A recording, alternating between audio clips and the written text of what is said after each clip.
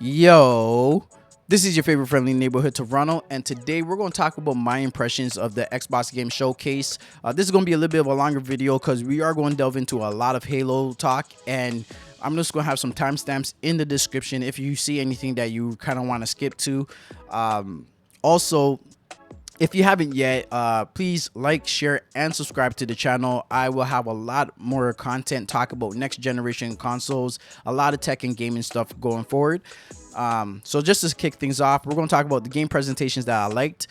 There were games that I was interested in, but I did not like their presentation. Like Fable, did not like that announcement, and also State of Decay 3. I'm just gonna have to state this: CG pre-rendered CGI trailers need to be extinguished from any type of game reveal. It does not show us anything of what that game's gonna be. It's not representative of what the game's gonna be. Literally, you could have that running on a PS2. Just throw in the video file and it's gonna play it. So again, just no more pre-rendered CGIs because it's not giving me any proper indication of what that game is going to be. So again, let's get into the presentations that I did like. Starting off with Everwild, I really like the art style for that game, and also the gunk. I'm gonna throw those in kind of together because both of them are giving me that little bit of the animated, very colorful worlds. So I did like the presentations for those. And also another presentation that was really good was the trailer for Grounded. That trailer was really funny. I don't think I'm gonna be playing that game yet, but the trailer was funny. Then we had Crossfire X that was being developed by Remedy when it comes to the campaign. That looked to be very high octane. After that, we had The Medium, which was one of only two games to me that looked really next gen. I really like what they were doing with rendering two different worlds at the exact same time. The SSD, the CPU, and the velocity architecture really looks to be implemented in that game. Also, why that game looks to be only on the Series X and not on the One X or the One S or just the One. And then the second game that looked next gen to me was Avowed, that's being developed by Obsidian Entertainment, and that looked really good, like it's going to be a Skyrim game on steroids. But before I send my hype into hyperdrive, I just want to know if this game was running in engine or if it was a pre-rendered CGI, because the game looked really good. And that brings me to a big problem that I had with this whole showcase, was that we never really got an indication of what was being ran on the Xbox Series X or if it was being ran on the PC. And if it was being ran on the PC, I want to know why, because Microsoft has been really pushing the whole most powerful console and what this next gen is going to be capable of, and not being able to see anything run on that system is a big red flag for me. Especially that throughout the entire showcase, gameplay was lacking throughout the majority of it. A lot of the things we're getting were pre-rendered CGI or CGI trailers, not a lot of in-game representation of what this game is going to be. So for the marketing side of it, it's very confusing on what people are going to be getting when it comes to the Series X. And then for me, I was a little confused because at first when I heard about this July 23rd presentation, I thought it was going to be Xbox first party games. Then it became Xbox Games Showcase. So that's when I realized that there's going to be more games than just the first party. That's why in my prediction video, most of the games that I was predicting that were going to be there were all first party games. And this whole presentation would have been better if they did show Gears 5 running on the Series X, and if they did have Sea of Thieves running on the Series X.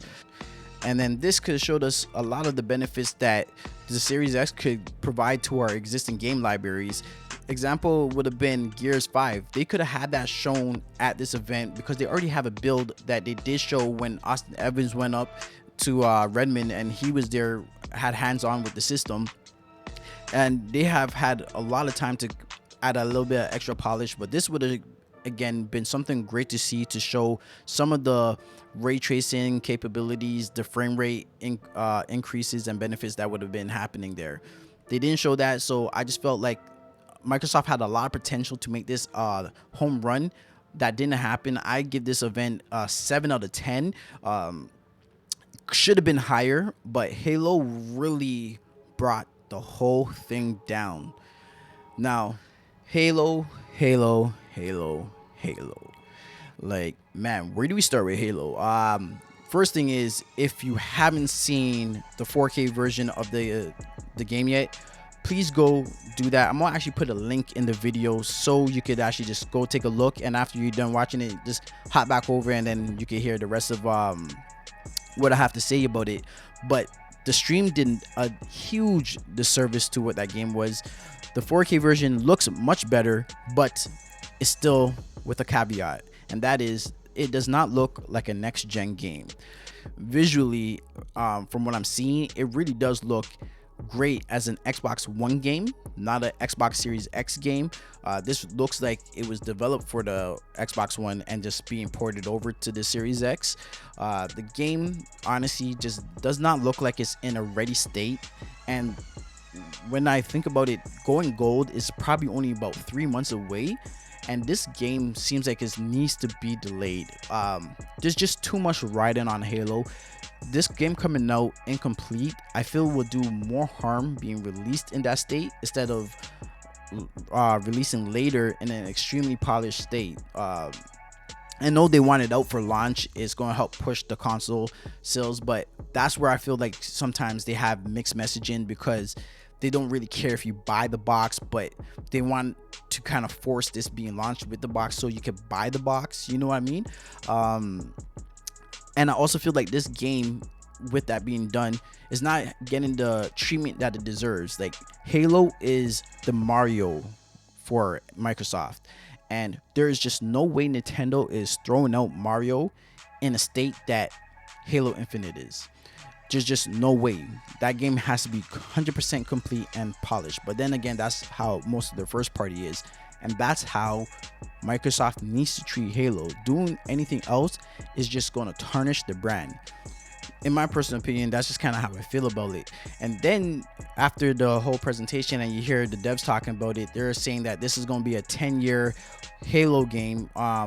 And that to me sounds a little bit concerning. It sounds a lot like Games-as-a-service, and like a lot of other games as a service, when they first come out, it's not complete and there's a lot of problems and bugs, but they feel like it's okay to release it in that state because they know there's going to be a lot of patches down the road, and they just make it better and better as time goes on. But that's not how these games should be released. They need to be released as complete and polished games, and then you start improving from there. That's where your baseline should be, because if not, all I'm getting is things like Anthem, Fallout 76, No Man's Sky, and even Destiny when that released, before it became what it is right now. And Halo should not be following in those footsteps. And because of that, I feel like that's why they think it's also okay that there's no ray tracing.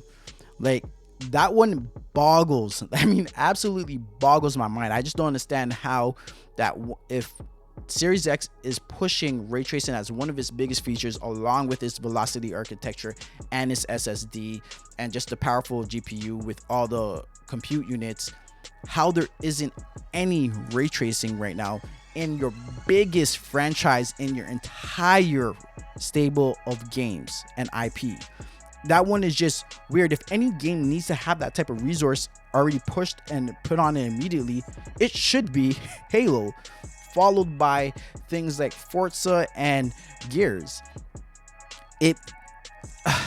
Anyways, I don't want to go on a rant. That one was just a very, very weird one. I don't know why that one is absent. And then on top of that, you have the fact that this game was being ran on the PC. Like, I get other games have done that, but with Xbox Series X being the world's most powerful console, there didn't need to have to be a need to show it on a PC, which makes me think, was it able to be running on a Series X in the first place? And one thing that they did show was when this demo started, it was on the menu screen, and then they very quickly loaded into the game. But if this is running on the PC, it doesn't have the SSD that's directly soldered into the motherboard. Just overall, it just seems like a lot is not going well for what Halo needs to be. Again, if this was showing off as an Xbox One game and then it was backwards compatible with the Series X, I think it would have been able to go over a lot better, and then they could have patched it and then say it's optimized for the Series X. But when you have it marketed alongside the console that is touting to be the 12 teraflop, ray tracing, 52 CUs, velocity architecture, SSD, the best place to play, and the fact that this game is Halo, goddammit, it's Halo. You showed us trailers that gave us the impression that this was going to be a visual showcase. That is where some people come with the expectation that was not met. So I see why some people are upset. If you came from playing, let's say 360, and then you saw this, then you're like, yo, this was amazing. And that's why I said, with the thought that this is an Xbox One game, what I saw was good. The gameplay looked fluid. It looked like it was going to be a lot of fun. I like the open world aspect, but it didn't look anything better than the last couple of PlayStation 4 exclusives that I've been playing when it comes to Ghost of Tsushima, Last of Us Part 2, Spider-Man, Detroit Become Human. Those things I still feel like it kind of falls a little subpar to. So, and that's current gen. I'm expecting to see this, especially Halo, with the resources that should have behind it, pushing the boundaries of what gaming can be, especially with the amazing hardware that you guys went and developed. But now that also brings me into the fact that this game probably was poorly managed when it comes to its development. Again, I'm gonna have to ask, why is ray tracing not already implemented? Like, this game had to be in development for years, and at what point did 343 get their dev kit? Because I do remember hearing that Sony was quick to give dev kits out, but I really thought Microsoft's first party would have had their dev kits, and the third parties probably were the ones that were waiting. But seeing where Forza is not coming out until at least 2022 earliest, that game is still in early development. And in my prediction video, I said that this game was going to be available for launch. Like, I thought that was a shoo-in. So it's very weird that we have these games that are not coming out for a while, or that there's games that are coming out and they're not taking full advantage of the Series X and what it could be. And these are your first party studios.